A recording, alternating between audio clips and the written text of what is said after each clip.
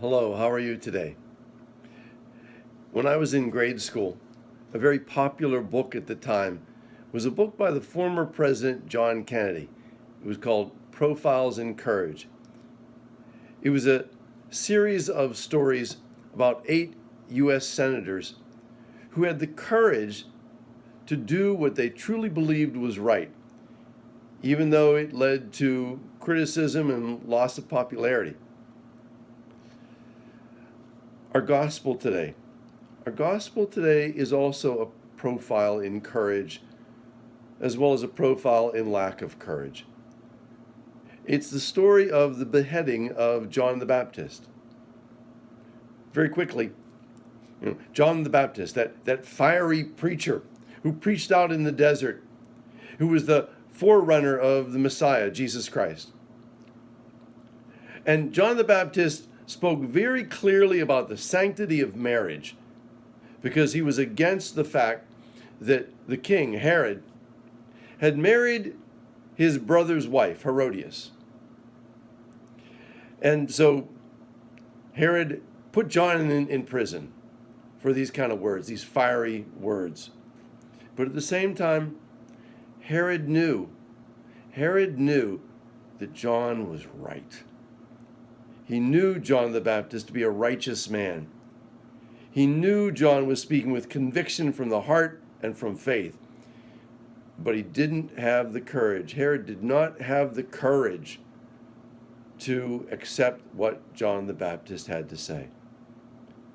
So then one day, it was in fact Herod's birthday.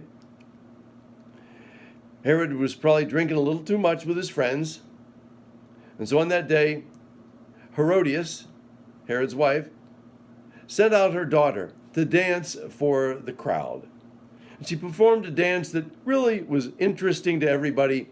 And so Herod, trying to be a showman, trying to show everybody how important he was and how magnanimous he could be, says to the little girl, "I'll give you anything you want, up to half of my kingdom." Well, the girl doesn't know what to ask. Of course, she goes back to her mother, Herodias, who, of course, was very upset and angry with John the Baptist. And so Herodias says to her daughter, "Tell Herod that you want the head of John the Baptist." She goes off, tells King Herod, "I want the head of John the Baptist on a silver platter."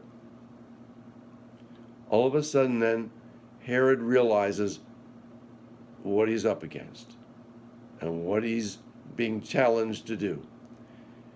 And while he knows that, yes, John the Baptist is a good man and speaks the truth, even though it's challenging and hard to accept, Herod also knows he's standing around with a lot of his friends, people that give him popularity, and he doesn't want to lose that either. And so rather than telling this young girl to come up with another selection, he agrees to what she asks.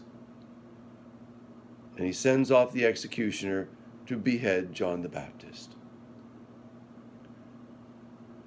Look at it.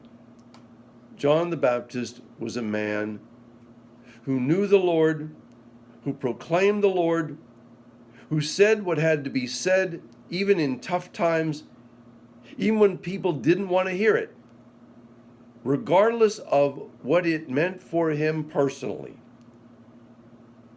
He wanted to speak the truth about God. Herod, on the other hand, felt the heartstrings of his life being tugged at, and yet didn't have the courage to follow through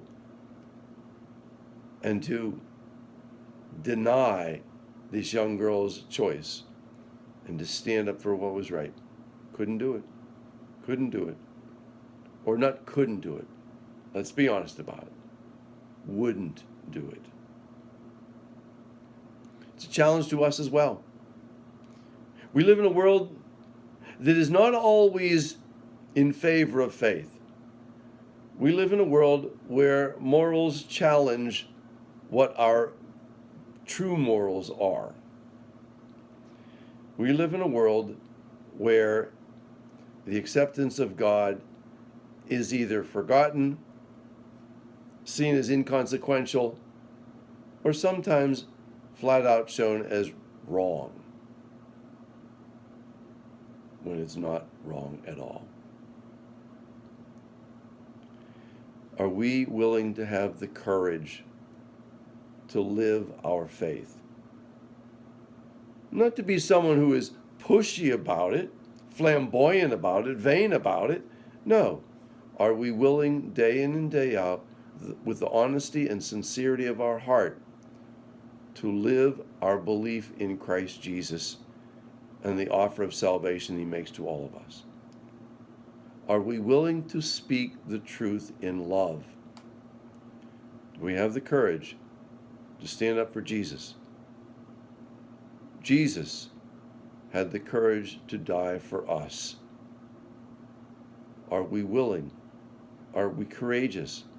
Are we people of true faith, willing to live out not just the gospel message, but the gospel itself, the good news, who is Jesus Christ? God bless. Have a good day.